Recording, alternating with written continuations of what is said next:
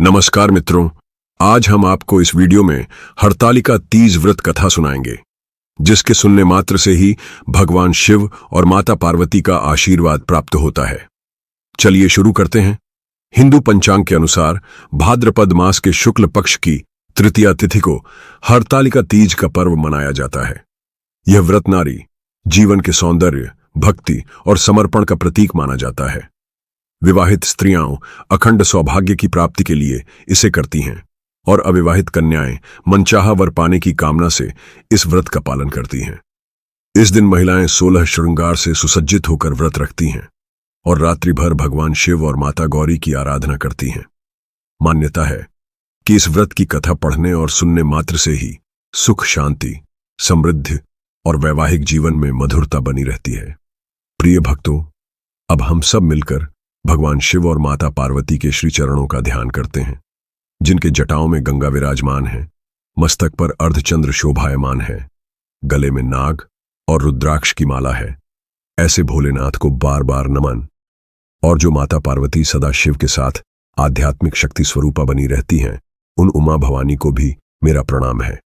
इसी भाव के साथ हरतालिका तीज व्रत की कथा आरंभ करते हैं।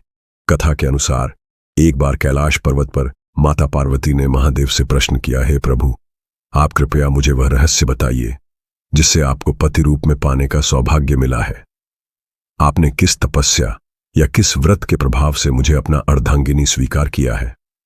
तब महादेव ने मंद मुस्कान के साथ कहा, हे देवी, तुमने अपने बाल्यकाल में एक महान व्रत किया था। यह व्रत इतना पवित्र और गुप्त है कि जैसे तारागणों में चंद्रमा श्रेष्ठ है, वैसे ही यह व्रत समस्त व्रतों में श्रेष्ठ है। इसके प्रभाव से ही तुमने मुझे पति रूप में प्राप्त किया और मेरा अर्धांग बनी हो। फिर उन्होंने आगे बताया कि भाद्रपद मास की शुक्ल पक्ष की तृतीया को इस व्रत का आयोजन होता है। जो स्त्रियां इस दिन नियम पूर्वक तप करती हैं, उनके समस्त पाप नष्ट हो जाते हैं और वे सौभाग्यवती होती हैं। देवी, तुम्हें स्मरण होगा कि पूर्व जन्म में तुमने हिमालय पर्वत पर इसी व्रत का पालन किया था। वही कथा आज मैं तुम्हें विस्तार से सुनाता हूं। हे पार्वती, बहुत समय पूर्व हिमालय पर्वत पर तुम्हारा जन्म हुआ। तुम बचपन से ही भगवान शंकर को अपने हृदय में वरण कर चुकी थीं। तभी से तुम्हारा मन भक्ति और तपस्या में रम गया।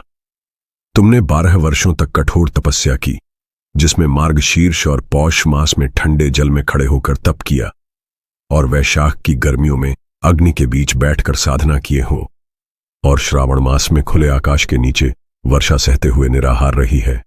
अन्न और जल त्याग कर केवल पत्तों और वायु पर जीवन यापन किए हो। तुम्हारी तपस्या देखकर तुम्हारे पिता हिमालय व्याकुल हो उठे।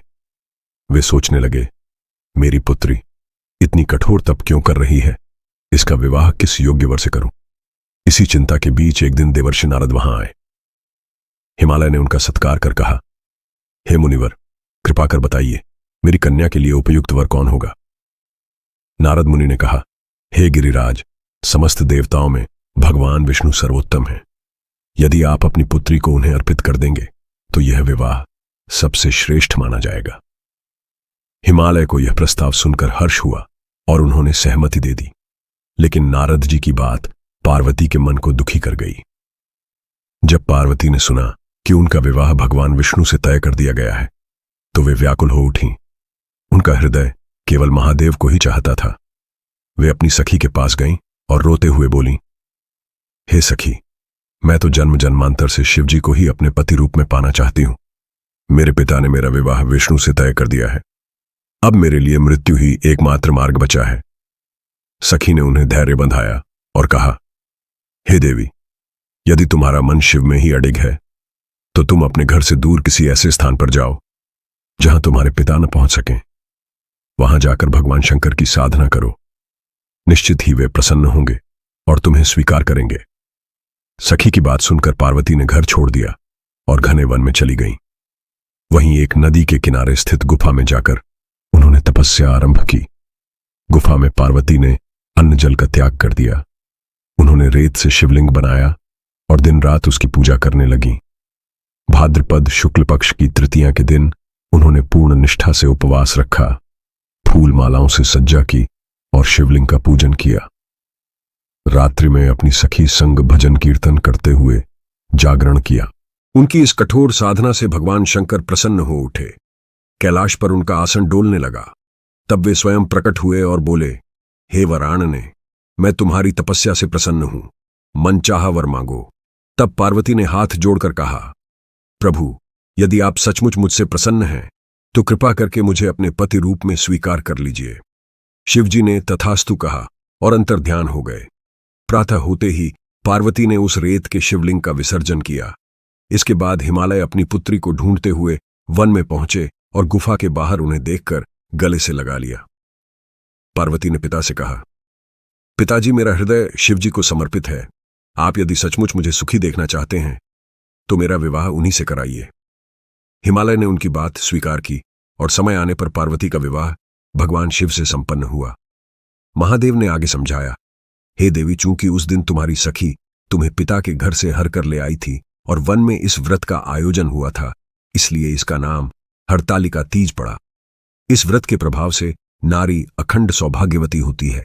जो कन्या इसे करती है उसे मनचाहा वर प्राप्त होता है। फिर उन्होंने व्रत की विधि बताई, जिसमें पहला विधि केले के खंभों से मंडप सजाना बताया और दूसरा विधि 10 शिव पार्वती की प्रतिमा बनाकर पूजा करना, धूप, दीप, नैवेद्य और फल फूल अर्पित करना बताया। इसके अलावा तीसरा विधि रात्रि में भजन कीर्तन के साथ जागरण करना बताया और चौथ विधि कथा सुनकर ब्राह्मणों को दान देना बताया है। इस प्रकार कथा पूर्ण होती है। भक्तगण एक स्वर में बोलें, बोलिए भोले शंकर भगवान की जय, माता पार्वती की जय। इस प्रकार हरतालिका तीज का यह व्रत नारी जीवन के लिए अत्यंत मंगलकारी माना जाता है। इसके प्रभाव से सुहागिन स्त्रियों को अखंड सौभाग्य की प्राप्ति होती है और अविवाहित कन्याओं को मनचाहा वर मिलता है।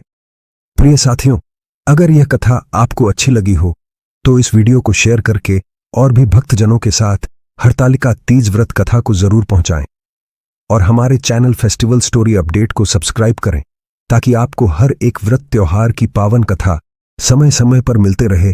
कृपया इस वीडियो को लाइक करके चैनल को सब्सक्राइब जरूर करें और कमेंट बॉक्स में हर हर महादेव जरूर लिखें।